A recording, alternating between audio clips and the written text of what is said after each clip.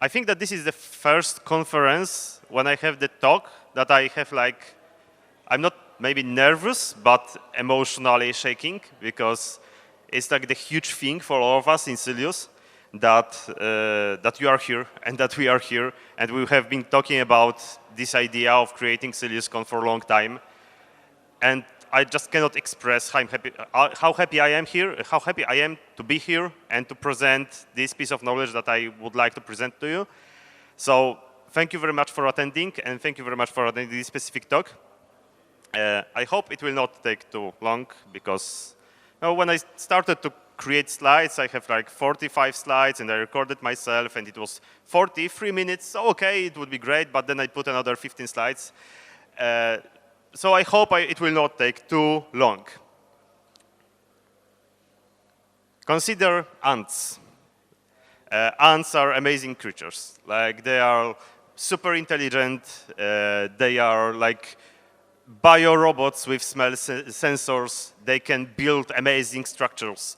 Like this ant nest that we see here is excavated, and it's like at least 2 meters tall, or 2 meters deep into the ground. Ants are cool. Generally, ants are really cool. And I encountered the scientific research that proved that ants are really good in taking the requirements and adapting them into the structure that they are doing. So we can see on the charts that depending on the temperature in which they are operating, depending on the elevation of the ground, there are different things that they are taking into consideration when building ant nest, regarding the number of tunnels or the nest area generally, which is the general nest area. So what they are doing, they are taking like these requirements, these, let's say, business requirements, you know what I'm thinking about, from the nature, and complying them inside the things that they're building. They're creating, based on these requirements, a functional and reliable system that works and applies these requirements in the reality. Oh, it's a little bit silent. Okay, so that's it. So my statement here, a little bit controversial right now, is that ants are BDD busters. They probably don't know what BDD is, but I'm sure that if they do, they would love the idea. Because what is the most important thing about behavior-driven development is taking the requirements that we have from the outside of the, let's say, software or ant nest development team, and applying these requirements into the architecture. So, of course, it's a little bit of a joke, but it's not necessarily. But what is the really big problem? The really problem is that there are a lot of misconceptions about what behavior-driven development actually is. And these are the misconceptions that we also had in our company for a long time, and I also had in my BDD practice. And I think that we should probably close the door, because we are hearing the... Oh, it can be, okay. So the wall is probably quite fit. So don't worry, I will be speaking louder. So the misconceptions about the behavior-driven development, and generally two ways of misconceptions. Like the misconceptions that are partially true, but partially not. Like behavior-driven development is just the test-driven development on steroids. Something like better test-driven development. And actually, it is not entirely false. Like the behavior development was raised on the top of test-driven development. So we can see it as a better approach to solve the similar problems. But there are also some misconceptions that says that behavior-driven development is the test-driven development, but with just a little bit different naming. So we are not talking about tests, we are talking about behavior. Some people says even that we have something like BDD tests, which is totally false, and I hope that I will be able to show you why. Some people says that BDD is strictly about UI testing, and it I totally understand why some people can say that, because, for example, in Sylius, we were using the BHAT scenarios and generally BDD approach to describe the application logic that was for a long time only expressed in the UI. But in fact, behavior-driven development is something much wider. These things are at least oversimplification, because behavior-driven development is the whole process, the process that should, and I would say need to be implemented on top, not only in the software development, but generally in the organization that tries to use the behavior-driven development. There are few descriptions of behavior-driven development. I like the last one because it's like emphasizing it that this is the process and it's improving the communication between business people and technical people. And this is one of the keys of understanding what exactly behavior-driven development is. And my first statement that I wanted to say about what is wrong with behavior-driven development is that at first sight is just too complex. Like, this is something that at first sight seems that is adding so many layers of abstractions on top of the well-known test-driven development, which is conceptually simple. Like, it can be hard to introduce test-driven development into your application, especially if you are not testing at all, or you are testing, but after the implementation. But the concept of test is simple. This is a curiosity. I don't know, have you heard about the situation? There is a game, Alien Colonial Marines. I have never played it, but I heard that it was average. And one of the problems with this game was that the aliens, so main enemies, were quite dumb. They were really easy to kill. Well, if you ever, like, whoever saw at least one Alien movie? Come on, guys, you saw at least one Alien movie. Only you? Okay, so if you know anything about Alien movie, is that these aliens, xenomorphs, they're super quick, super intelligent, and they were not like this in the game. And the modder, who was like creating a mod for a game because he's modder, he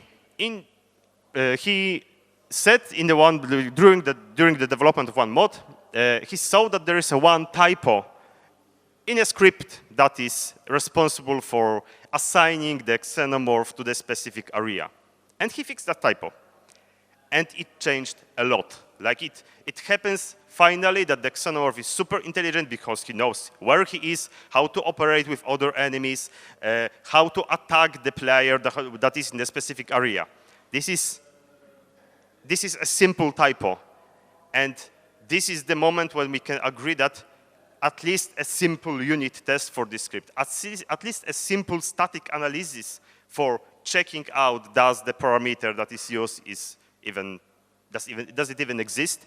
It would help a lot, and it would not help a lot to create a better game, but probably also to earn much more money for the game developer. I know game dev is a different part of the generally of the approach to creating the software. It's a little bit specific, but I think that we can agree that at least one simple thing, like one simple test, would be enough to avoid the spectacular failure. And that's why the need for test is simple. The test-driven development generally, even if hard to implement conceptually, is simple. But what is problem with behavior-driven development when we start to implement it in our application and in our business generally, is that this is not only test. This is only something that we need to take care of, and what need to take care of a lot is the goal, but not the only, like some goal. This goal needs to be SMART. A SMART is an acronym. It needs to be specific, measurable, attainable, relevant, and time-bound. That's hard. Like that's really hard to do it properly. I spent like a couple of hours reading different behavior-driven development descriptions and trying to figure out how to simplify it, how to put it, maybe not oversimplified, probably what I came up with is oversimplification. But what I think is that from the at least basic point of view, test-driven development is behavior-driven development is the test-driven development focused on why. And this why, obviously, this is the hard part. Because when we are just doing TDD, we need to care about what is going on, but we don't necessarily need to think about reasons, like why we are doing something. It doesn't matter too much. We are just writing tests, making it pass, and that's all. In behavior-driven development, this is pretty hard. The other thing that I came up with is that behavior-driven development is, in the same moment, it's complex and it's too natural. Sometimes it's just too natural. Let me give you an example. When you go into Sylius, like this is the example from Sylius, we can expect that there will be some examples from Sylius. And you see the scenario that is explaining about the feature of adding a simple product to the cart. And let's imagine that you have never heard anything about the behavior-driven development, and you have never heard about Sylius. And you are jumping to the code, you are just a regular developer, and what could be your first reaction? Where is the code? Like, where is the code? I'm a software developer. I came here to code, not to read some stories that does not make any sense right now. They can make sense, but I don't care. Like, this is the natural reaction. This is understandable reaction, especially if we constantly do something like this. Someone is opening the pull request, and the first reaction is, thank you, mate, but can you produce a scenario that is reproducing this bug that you are fixing? Please create for us the reproducing scenario. Please, scenario. Please, can you provide the bug reproducing scenario? This is the reaction that the person that is opening the pull request can have, and it is understandable. I'm coming to you with the fix to the application, and you are telling me that you will not merge that? Why? And this misunderstanding, the thing that why we are reacting, we could react this thing, is not about that because behavior development is bad, but because we are not telling probably too much why we are introducing the behavior development in our applications. Another thing, bad examples of behavior-driven development. And sadly, I think that there are a lot of possibilities to encounter bad examples of how to introduce behavior-driven development in your application. And we don't have to look too far. Like, we have scenarios that we had in Sylius. They are pretty complex, pretty technical. They were easier maybe to understand to the regular developer because they were so technical, but this is not behavior-driven development. Even on the documentation of Behat, we can see that there are examples that are good examples of usage of Behat, but this is not a good example of behavior-driven development.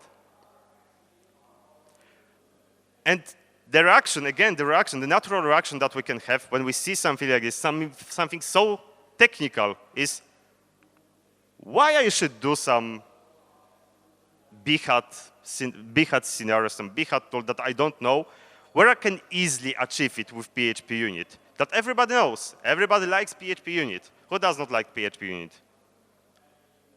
Yeah, you are. You are the only one. Like, everybody loves PHP unit. But what is really important is that if we use this approach properly and we start to create scenarios that are not technical based, but are strongly based on the business features that we try to implement into our application, it still can be overwhelming, but we can totally see that this is totally different type of test. This is totally different thing that we try to achieve. Because what is really important, and I think that we can agree, taking a look at this scenario, is that this scenario could be written by someone who has no idea about code. Like this is the holy grail of behavior-driven development. Scenarios, user stories that can be written by someone who has no idea how to code, and this is another part, and this is really important, when this scenario is seen by someone who is implementing the application, such a person can constantly see how to transform these requirements to the code itself. And this is also hard. Like this is also hard to do something like this, to create this common platform of understanding, and we will be going to the understanding a little bit later. The other thing, it's really hard to start. Like with a lot of complex things, it's hard to start. Who play chess? Yeah, some people don't. My history with chess is that when I started to learn chess, it was like I was 11 or 12. I learned how to move the pieces, and I jumped into the book that was presenting tactics, how to do the double attack, how to do the X-ray attack, or some other type of fancy attack that you can do. And it was great. Like I could solve a lot of chess puzzles. It was really great. But then you sit down in front of the chessboard, and you don't know how to do. Well, you don't know what to do, because none of these tactics that you were learned are applicable in this specific situation. There are tactics, or I would say rather strategies, that allows you to start in a good way, and that allows you to maybe not win the game at the very beginning, but already have a good position if you know how to use them. But this is not something that you learn at the beginning when you are learning chess.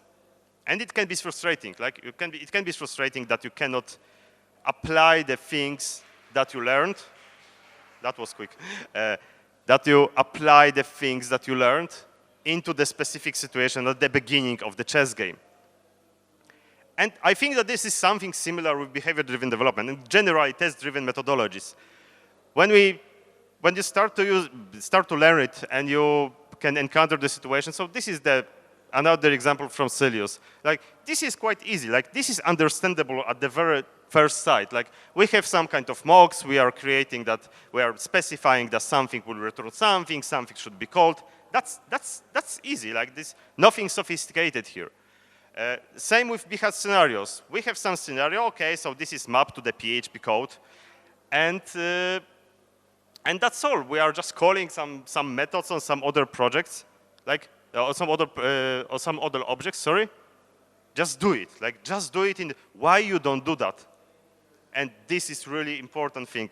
The really important thing for the people that are using behavior-driven development and generally test-driven methodologies, and that we usually, I can say we because I was in the same place. We usually forget how hard it is to start, because this is not the only thing. Like we also need to have some kind of other service that is transforming the value to the object, and we have some page object who is doing another thing, and we have also some shared kernel that is providing some different values for different objects, and it seems like magic. At the very beginning, it seems like magic. It's even worse. Then you go to Sylius and you see such a monstrosity. There is a word, monstrosity. A very huge application. And you don't know where to start. You were seeing like the simple example of usage of PHP spec was simple because like, it was single example. But how to use it in such an application, this is hard. Or the other way, like with chess, you are starting the new project. How to start this behavior development thing? Like there is nothing there. If you have this example, maybe you can just take a look that there are some tests or LED or some spec that you can copy and modify. Here you don't have it. Like how to start. This is the chess opening when you only know tactics. And this is hard, and I would say that it's good it's hard, because this is a complex methodology, and this is something that you need to spend a lot of time to implement properly into your application. So the problem is not that starting with behavior development is hard.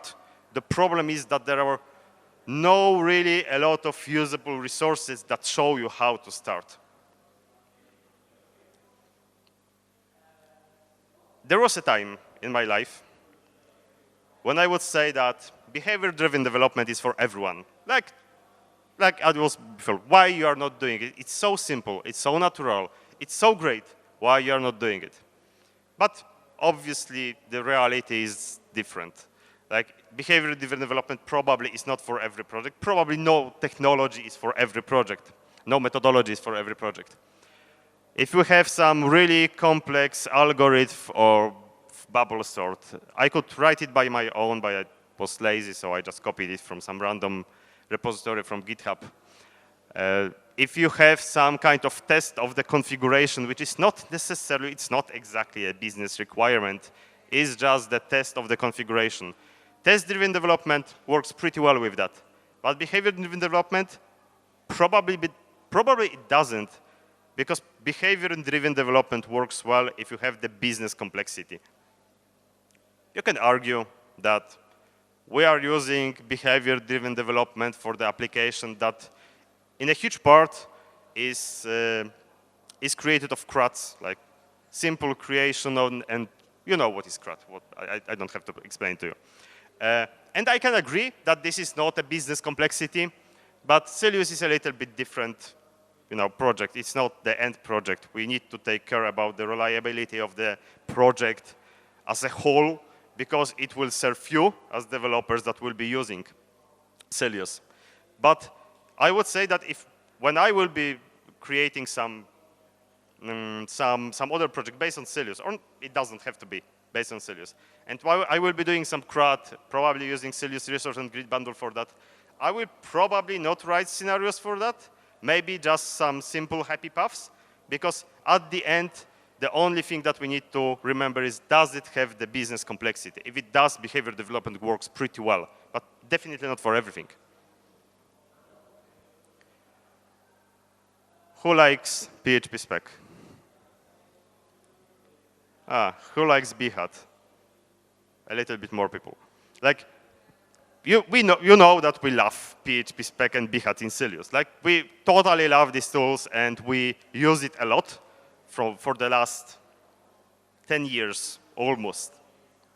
And I can imagine that there is a developer that would like to start working with Sylius and would like to start working in a proper behavior-driven development way, but there is a problem. He does not like PHP spec. And what now? Like, can this developer do behavior-driven development without PHP spec? Like, of course, he can. Like, PHP spec, BHAT, these are the tools that are created with behavior-driven development in mind, but it does not mean that you have to use them to implement the behavior-driven development into your application and into your business. I know at least one core team member who is not a fan of PHP spec as well. and he can still use the behavior development way in his work, because using specific tools is not behavior-driven development, and on the other way, you don't have to use specific tools to do the behavior-driven development. This is also a problem. Like, this is also a problem that there was a time when we thought that just because we are using BHAT and PHP spec, we are doing behavior-driven development, which is not entirely true. Like, it helps, but it's not entirely true. This is not the same thing. So you can say, after 25 minutes of me talking how behavior-driven development is bad, that maybe this is not a good methodology at all. Like, obviously, like I would like to say that definitely it is a good methodology. It is, even though it has some trade-offs, some drawbacks that we need to comply, like it's like with there is no silver bullet, there are no, we say in Polish that there is no golden hammer.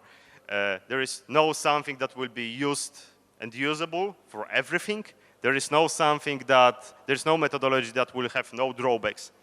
But generally, behavior-driven development allows you for improving the whole development process a lot. This can be a little bit controversial, like, because does more code and more things that you need to do, does it speed up the development? It does and it doesn't. There was a guy called Jason Gorman. I hope that I remember him correctly. And he once did an experiment.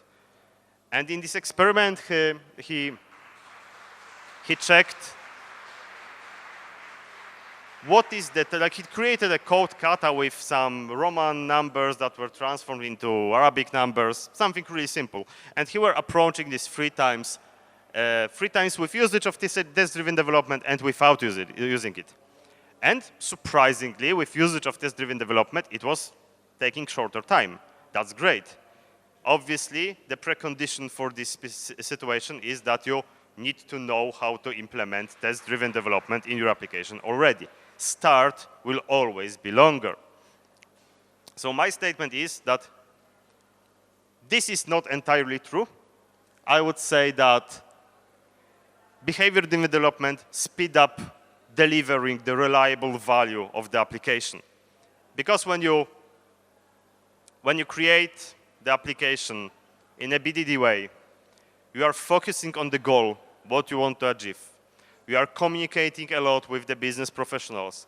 You are trying to be a very good ant and take the requirements from business and apply it into your application and work on these specific requirements. It will be longer to code, but much easier to deliver the proper value that you need to deliver, that you always need to deliver. Probably less buggy value, probably it will be easier to maintain this code, and we know it from the autopsy. We know it from Sylius itself. And what is really important is that it speed up this, not development, but delivering value in both business and technical way. Test-driven development is great.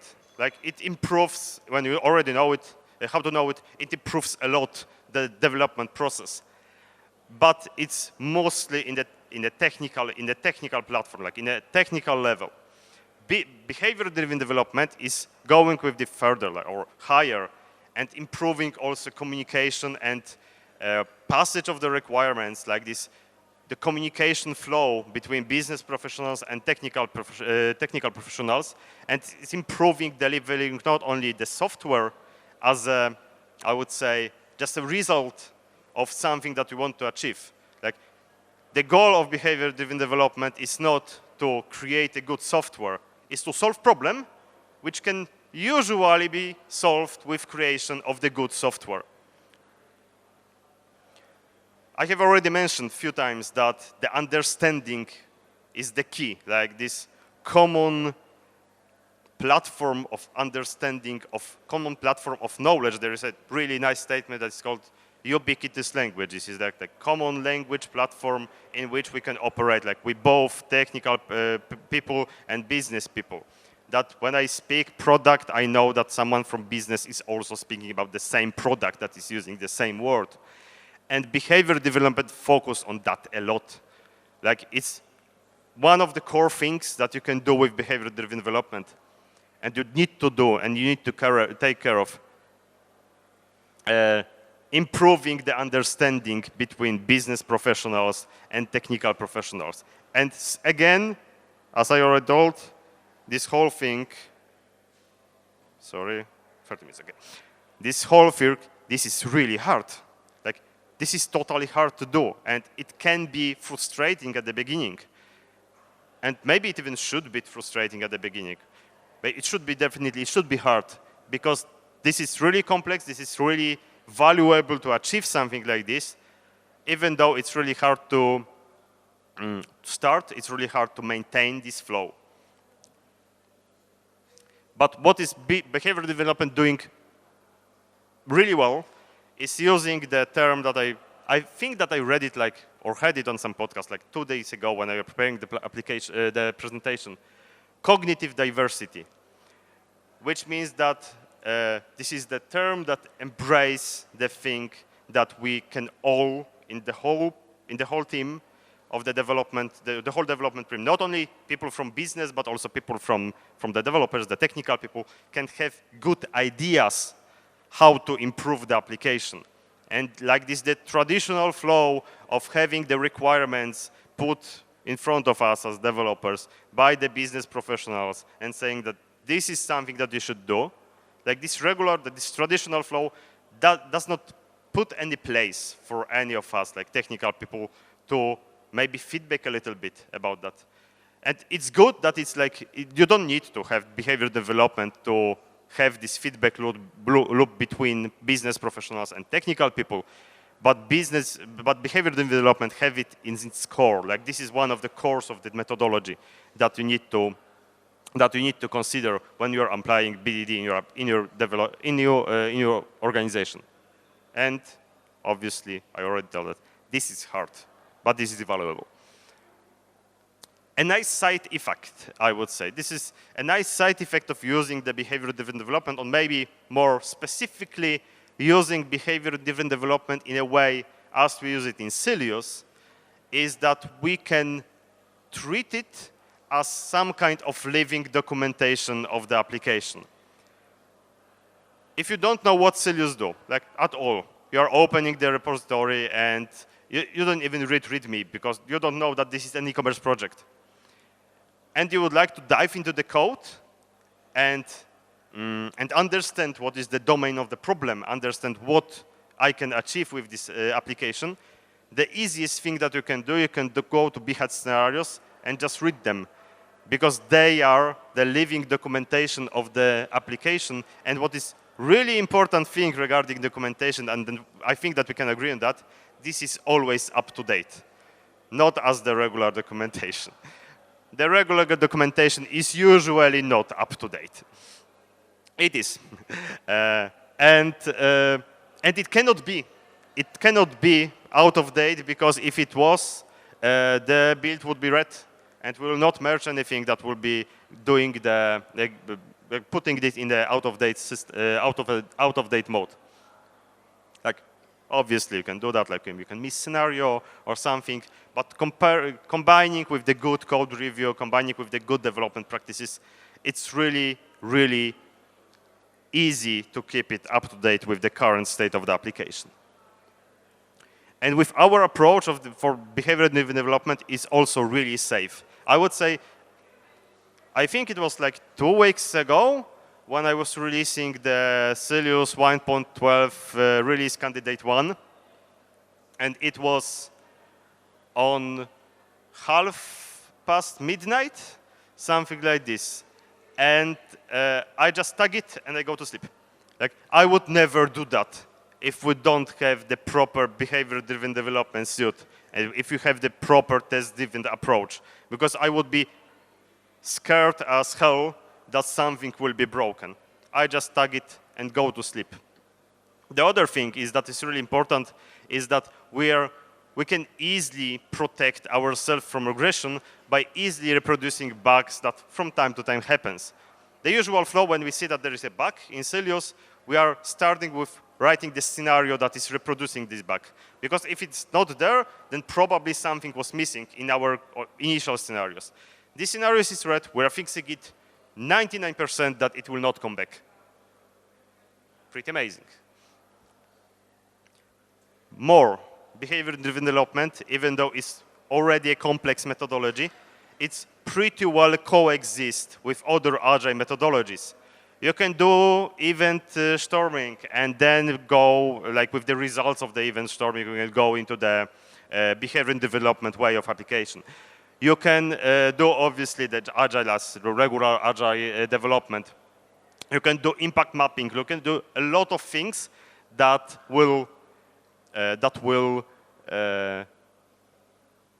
create results that you can put then into the behavior development approach into your application, and it will be even better. And the last thing that I wanted to say is that obviously this is not like the one-to-one result of implementing behavior-driven development in the application. It does not mean that if you are using behavior-driven development, you will have a good code. You can still code really bad. On the other way, you can obviously write a really nice application that does not have any tests or does not use the behavior-driven development. But in our case, this was a huge part of coding Sylius as a reliable and easy and fun to use application. And I would say that the thing that the best proof that behavior-driven development approach worked for us and resulted in a great developer experience is that you are all here. Because you wouldn't be probably here if using Sylius was not fun. Like, this is one of the things that were the very first and the biggest competitive advantage of Sylius.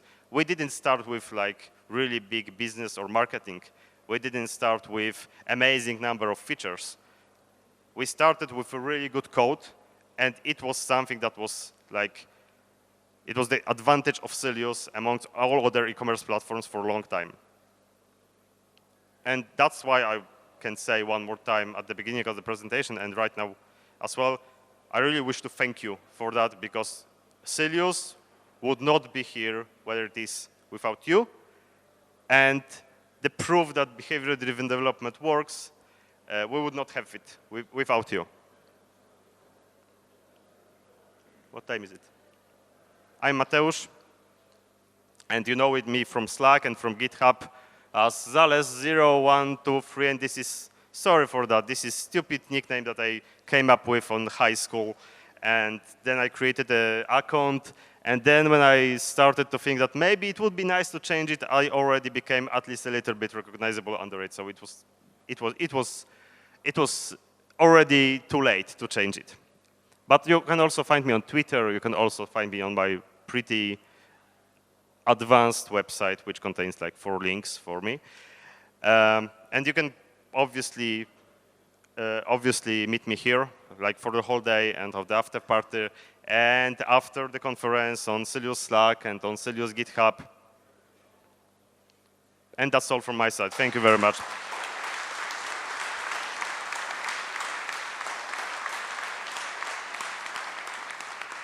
40 minutes. Great. Any questions? Like quick questions? No. Yes. Yes, there is one question. Oh my God. Pretty exciting.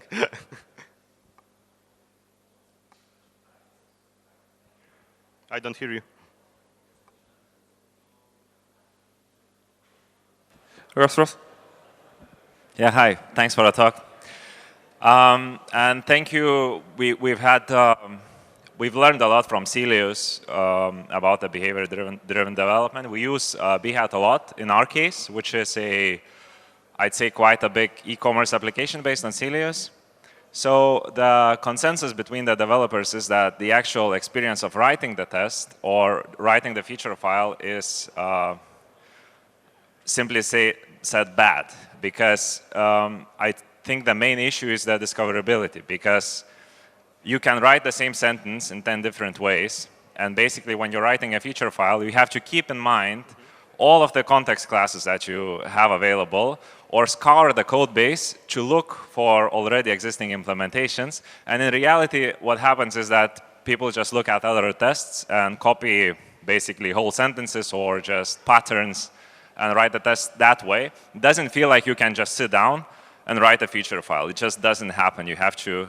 It's especially bad if you're extending like Sylius context, because now you have some context implemented in your application and some in the Sylius code base. So maybe you have some tips and tricks how to improve that experience for the developer, mainly to write the feature files. Next question. Okay, so you are totally right. Like, the way how our context files are created right now and the way how you can map steps in Behat with multiple ways, like it's nice. On the one side, it's nice because you can use another sentence that means the same but is easier to write it in a specific context or in a way that you create the scenario. So this is nice, but generally I totally agree that this is hard to reuse that. Is there any better way how we could do that? Probably. Is there any better way how we could do that right now? It's debatable. We already have a really big BDD revolution, like big hat revolution, let's say, a few years ago when we created again, recreated all the BHAT suits and all the BHAT context, because they were even more rubbish before than they are right now. Probably we should think about some kind of documentation of the test code that would be then easier to reuse. Probably it would be easier if we will be paying a little bit more attention during the code review. Do we already have the step that is using something like this and we can reuse that? Or are we putting the step that we are adding into the context in a proper context? Maybe we can split the context into multiple different contexts and document it, which context is responsible for what. And this is totally valuable feedback, and we will totally be doing something with that. Right now, I don't think that you can overcome this problem right now when using Sylius features, because this is like the nature of how these contexts are created. But I totally think that if we have time and money, we will be able to once again refactor this context to make them more reliable, more easy to reuse. So it does not solve your problem, but maybe this problem will be solved in the future. So that's the only thing that I can say right now. The best answer, yeah, I know. Mateusz, sorry to interrupt you, but we have only 10 minutes left for the break. Okay, so we have only 10 minutes. So once again, thank you very much, guys. If you want to catch up with me, I'm here somewhere.